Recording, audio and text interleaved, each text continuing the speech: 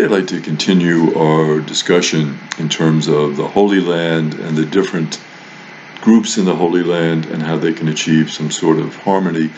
We talked about the idea in the last presentation on the creation of a democratic secular state. What is the plus side of that type of state?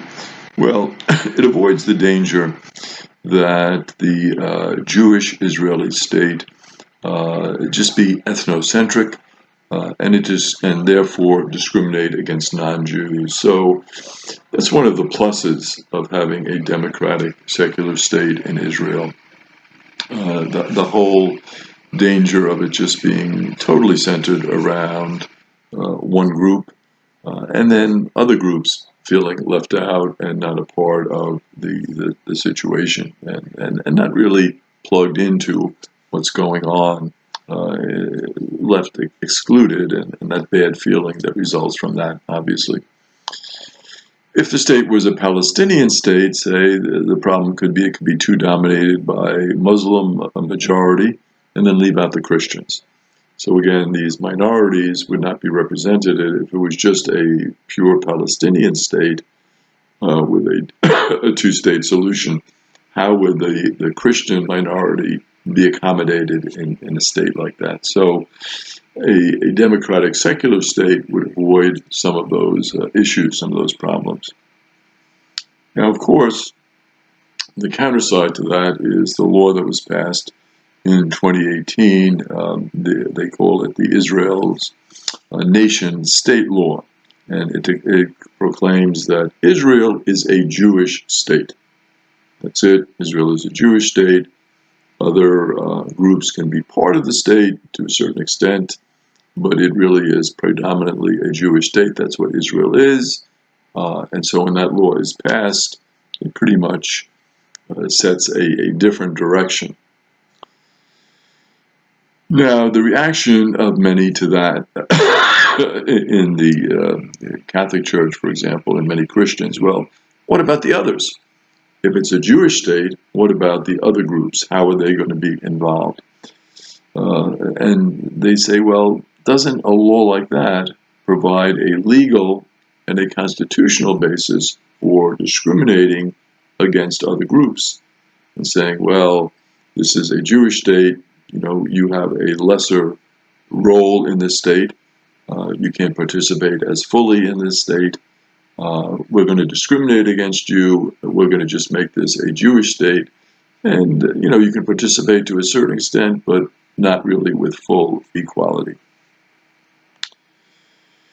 Now, what is the equality? I mean, we talk about equality, it can be very nebulous. What are we talking about here? What is the equality that we're hoping to achieve? What would be the ideal in a state where everyone was together? Well, there would be a civic equality in terms of Israel, right, as a state, civic. There would be an ethnic, it would include the Palestinian Arabs, and religious, Christian. So all three groups being equal, those who are part of the state in terms of the state of Israel, those who are of different ethnicities, Palestinian Arabs, and different religions, the Christians, would all be together and all have the same rights. So Christianity, for example, was founded in Jerusalem, and the first followers of Christianity were children of this land. And so there is a shared heritage in this land of Jews, of Christians, of Muslims, of the Druze, and of the Baha'i. So all of these different groups were part of this land, part of the history of this land, and therefore have this shared heritage.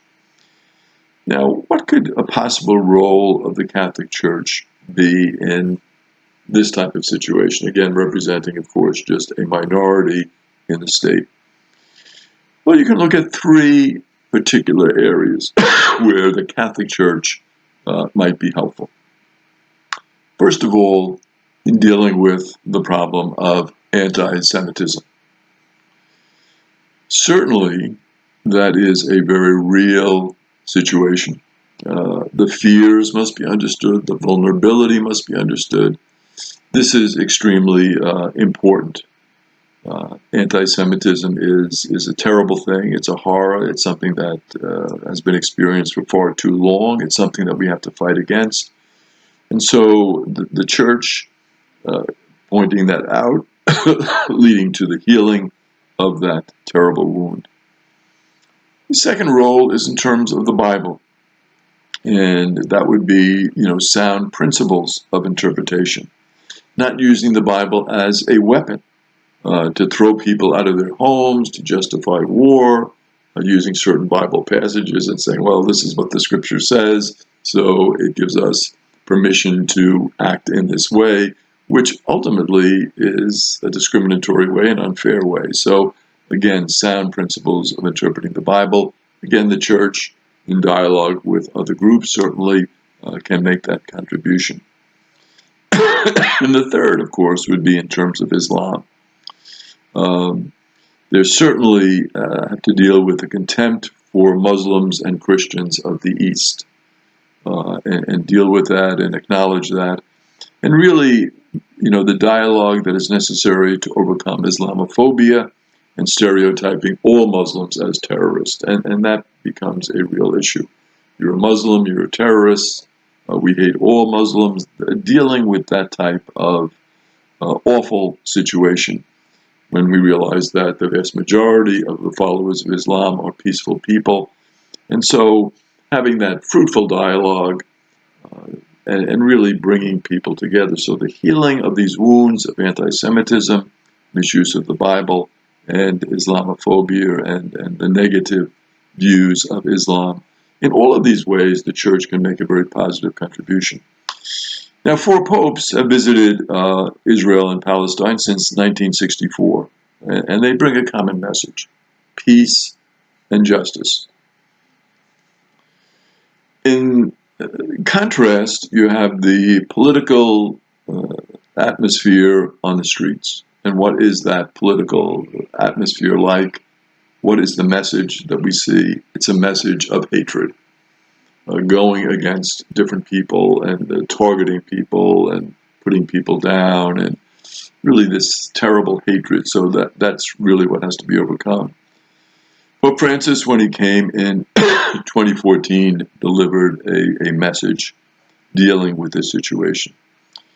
He said, peacemaking calls for courage more than warfare.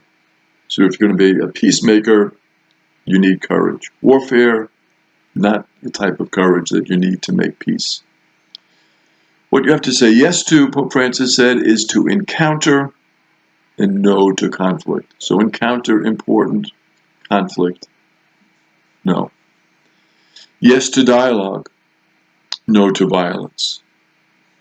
Yes to negotiations, no to hostilities.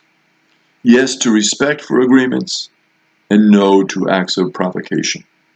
So again, that sense of engaging with the other, de-escalating the hostilities, having a genuine encounter with the other. Yes to sincerity, no to duplicity. And of course, so much needed because lack of trust, because of all the duplicity, agreements made and broken, all of that type of thing, to build that sense of real sincerity. What is needed is 2 ingredients: strength and tenacity. Keeping at it, even when it seems so difficult and so hard as it does in the Holy Land. What do we need? We need God's help. We have to approach this in a prayerful way. And so we do not renounce our responsibilities, our part in it. And so our summons, what we're called to, the Pope says, is to break the spiral of hate, the spiral of violence. We have to acknowledge we are all children of the one Father, and this hatred has no place in this equation. The scripture that we come back to in this is Genesis 50, verse 20. Although you intended to do harm to me, God intended it for good. This is Joseph's reaction to what his brothers tried to do. His brothers tried evil. They wanted to put him to death. Awful stuff.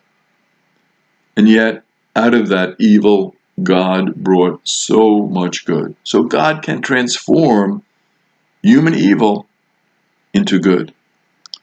But we must continue to do what we should be doing and what is necessary to be done to change reality. We must watch our tongues. Very important what we say. Very, very important how we phrase things. We have to watch our speech. We have to be careful. Every word we speak must promote justice and peace, forgiveness and reconciliation. Every word. So again, on our part, what can we do to promote peace? What words can we use that will be words of peace, that will restore healing to all peoples who are in the Holy Land? Our words create the world that our children will be living in. It is up to us to speak those words of peace and love, so our children can live in that world. And so is it a challenge in the Holy Land? Certainly. And as the Pope says, to face that challenge takes courage.